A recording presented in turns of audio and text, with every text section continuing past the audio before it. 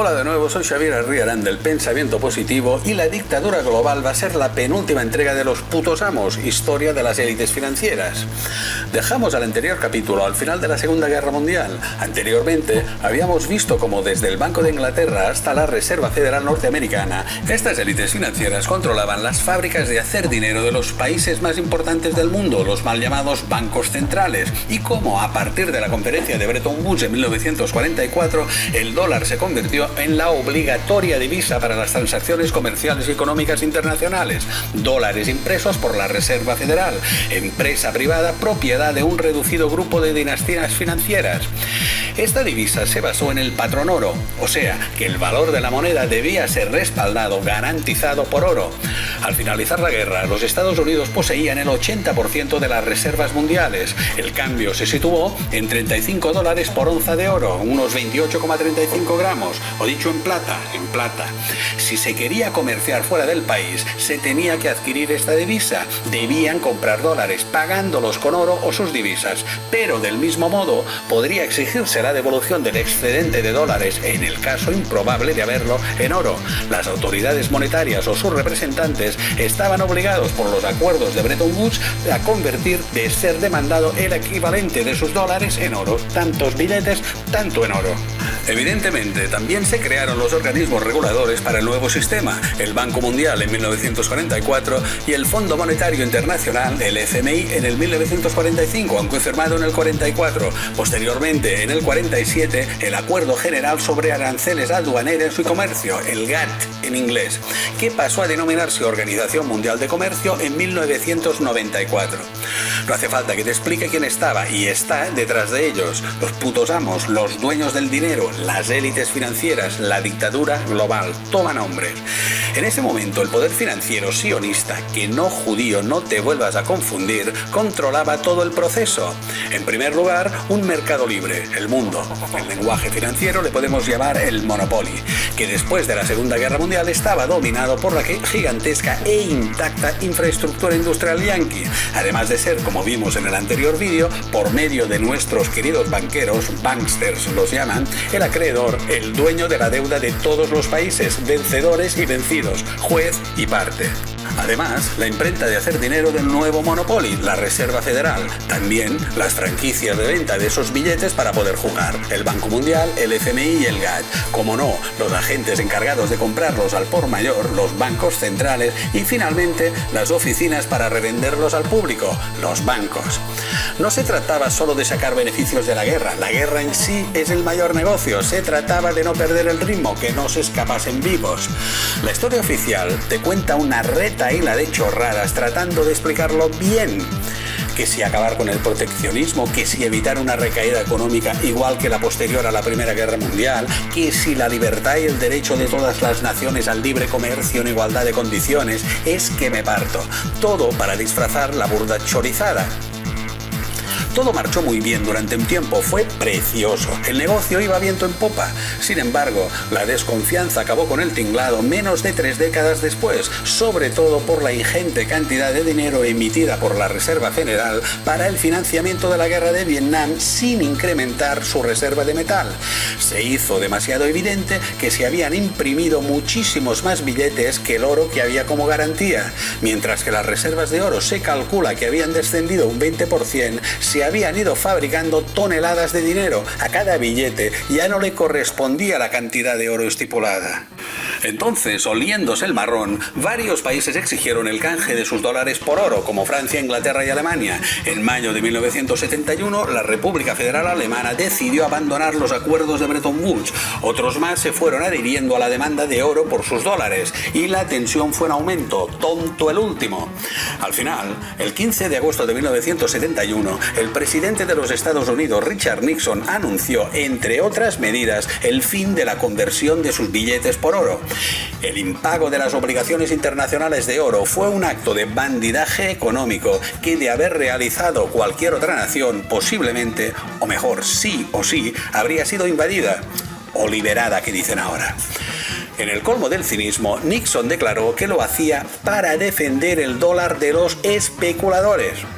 A ver, Es como el que vende mucho más dinero en participaciones de lotería que los décimos que realmente tiene. Tiene un décimo de 20 euros y vende 100 participaciones de 5. Vende 500 euros y tiene 20. Y luego se queja de que le toca el premio gordo, puesto que no puede pagarlo a sus compradores. Y encima dice que los compradores son los especuladores. ¿Así se ha entendido mejor? Pues eso. Hasta el momento, los billetes de dólar llevaban una inscripción que decía «Pagará al portador bajo demanda». El billete era un reconocimiento de deuda. Era como una especie de resguardo del oro o la plata o las monedas que había detrás.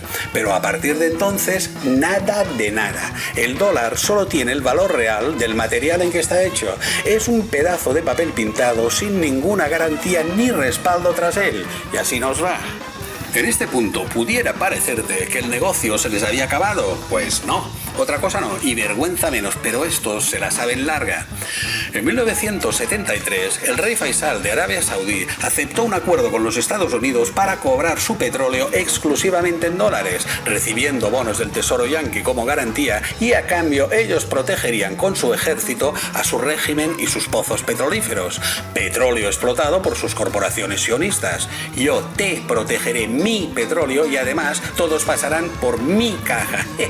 Gangsterismo al más puro estilo americano. Y los tiranos de turno encantados con sus fechorías a cubierto por el primo de zumosol americano. Los matones de barrio protegidos por la mafia. A finales de 1975, todos los países de la OPEP, la Organización de Países Exportadores de Petróleo, habían consentido el mismo trato. Aún estaba caliente el cadáver del patrón oro y ya había otro dios. El petrodólar había nacido. Una vez más, todo el mundo debía tener reservas de la divisa yanqui, debía comprar dólares para poder sobrevivir. Sin petróleo, cualquier país quedaría paralizado y sin dólares no había petróleo. No hay brazos, no hay galletas. Debido a este nuevo Chicago años 20 económico, Norteamérica recibió ríos de riqueza en oro y bienes y fue propulsada más allá del alcance de cualquier otra nación sobre la Tierra. Como hemos ido viendo a lo largo de esta serie, una de las bases del control de la humanidad es separarnos en bloques enfrentados. El divide y vencerás es muy anterior a Napoleón y después de la Segunda Guerra Mundial le había tocado el turno a la Guerra Fría, el capitalismo frente al comunismo. Pero, como siempre, todo era un espejismo, el Matrix. En contra de la propaganda manipulada de los medios de comunicación, la brutal superioridad yanqui era incuestionable. El gasto militar de los Estados Unidos no era solo superior a la Unión Soviética, sino a la de todos los países del mundo juntos, y sigue siendo igual. Los rusos jamás tuvieron la posibilidad real de vencerlos, indiferentemente de los millones de muertos que pudiera generar un enfrentamiento como en las dos guerras mundiales anteriores. Eso no le importa a nadie de arriba. Más bien, al contrario. A veces se hacen limpiezas poblacionales experimentando métodos de exterminio para el futuro, como los falsos, absurdos y genocidas test del SIDA realizados en África por la Organización Mundial de la Salud, perteneciente a la Illuminati ONU. Formularios de preguntas en papel exclusivamente con datos de observación clínica, sin ningún tipo de análisis farmacológico. Tener dos de los llamados signos mayores, como fiebre un mes y diarrea un mes, más un signo menor, como tener tos, se diagnostica como SIDA. Falseando las estadísticas oficiales de este modo artificioso, han ido etiquetando como SIDA a las enfermedades endémicas de la pobreza africana, como la malaria, el tripanosoma, el dengue, la esquistosomiasis, la fiebre amarilla, la fiebre tifoidea, la rabia, etcétera, etcétera. Todo ligado con la desnutrición y la insalubridad, que han permitido, y esto es lo importante del plan, cambiar los presupuestos de ayuda humanitaria de la Organización Mundial de la Salud de medicamentos para sus verdaderas enfermedades a tóxicos para el SIDA prohibidos en los países desarrollados como el terrible AZT. Desde mediados de la última década del siglo pasado han muerto asesinadas millones de personas de raza negra en África, pobres claro, o por sus enfermedades de las que ya casi no reciben medicación o por los venenos que les inoculan en su lugar. Un holocausto experimental secreto del que los medios de comunicación nunca hablan. Siguiendo con la Guerra Fría, era parte de la manipulación para continuar con la agenda, para tener excusas con que seguir inyectando toneladas de millones en la maquinaria bélica, o sea, en sus lobbies, sociedades y corporaciones multinacionales, que son las que en último término se quedan con los presupuestos, que además del control físico implica el tecnológico, energético y geopolítico. Esas empresas tienen en la práctica el dominio de todos los resortes. Los títeres políticos salen por la tele, pero ya sabes quién está al mando, quién tiene el dinero y quién decide. Sirva como ejemplo.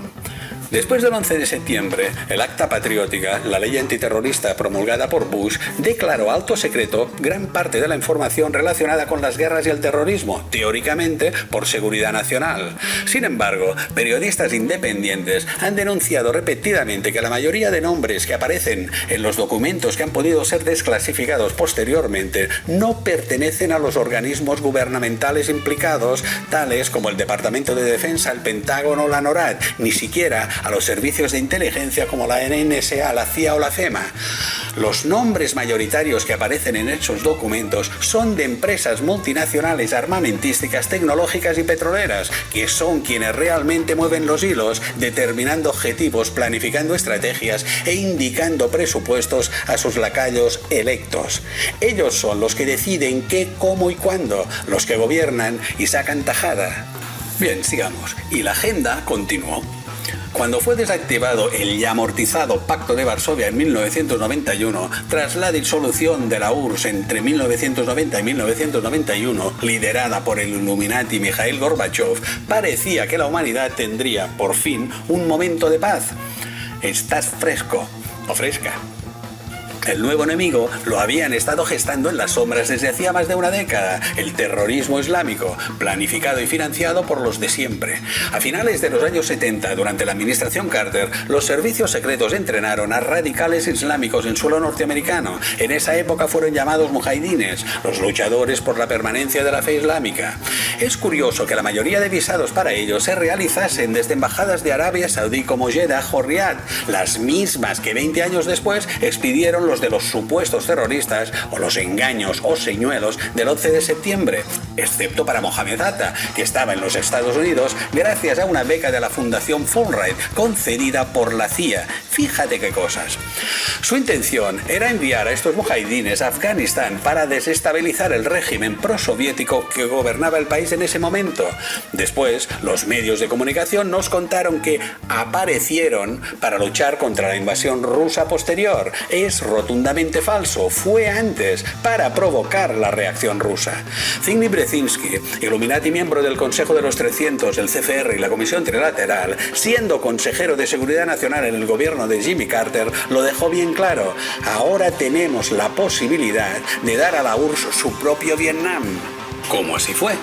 Posteriormente serían convenientemente trasladados hacia los Balcanes en los 90 y a Oriente Medio a partir del nuevo siglo. Fueron el germen de los talibanes y Al-Qaeda, ese engendro franquicia inventado por los servicios de inteligencia sionista para tener una nueva coartada, la lucha contra el terror, para que siga la función. Pensarás que es imposible que fanáticos religiosos actúen conscientemente a favor del teórico enemigo, y es cierto. Porque el que está traspasando una frontera no tiene ni idea de quién ha ordenado el traslado. El que ha contactado con esa célula no sabe quién ha planificado el movimiento. El que ha recogido un cargamento de armas desconoce quién ha negociado con el vendedor. Este no sabe de qué cuenta bancaria han salido los millones para la operación, ni quién tiene capacidad de gestionarla, nadie de dónde ha surgido el capital. Y ascendiendo en la escala organizativa, llegaremos hasta servicios de inteligencia que no son más que otros eslabones en la cadena. Y arriba, en la cima, solo ellos conocen todo el entramado. Enlaces fronterizos en campamentos y bases militares, contactos diplomáticos para conseguir armamento y tecnología de países pantalla, transacciones millonarias desde paraísos fiscales. Y todo perfectamente organizado y dirigido por fanáticos enloquecidos desde mezquitas tercermundistas y sin ser detectados por los servicios secretos más sofisticados del mundo.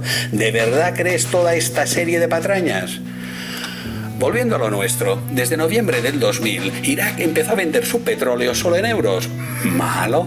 Más adelante, Gaddafi, en Libia, estaba a punto de emitir una nueva moneda, el dinar de oro, para utilizarlo como divisa en la venta de petróleo. A diferencia del dólar, papel sin respaldo, la propia moneda de oro sería la garantía. Malo, malísimo. Desde hace tiempo, Irán prioriza el pago de su petróleo en oro. Malote, malote. Y un dato más, a principios del siglo XXI solo quedaban 7 países fuera de la órbita del Banco de Pagos Internacionales, el BIS del que hemos hablado en varias ocasiones en esta serie, conocido como el Banco Central de los Bancos Centrales Rothschild. Estos países eran Afganistán, Irak, Sudán, Libia, Cuba, Corea del Norte e Irán. Hacia el 2003, Afganistán e Irak ya no forman parte del grupo, ya sabes por qué. Desde el 2011, Sudán y Libia tampoco, igualito. Solo quedan fuera del control Rothschild, Cuba, Corea del Norte e Irán. ¿Comprendes ahora por qué entre todos los países del mundo solo ellos son llamados el eje del mal? ¿Vas encajando las piezas? Las motivaciones siempre son complejas y entrelazadas, pero si algo nos muestra la historia es que con los dueños del dinero no se juega. Bueno, yo me voy, que se hace tarde y aún no he sacado a pasear a los criados. En el próximo capítulo enfrentaremos la decadencia final del sistema financiero, los estertores de la dictadura global. Hasta entonces, soy Xavier Arriaran del Pensamiento Positivo, tú no, que si patatín y que si patatán, y a ser buenos.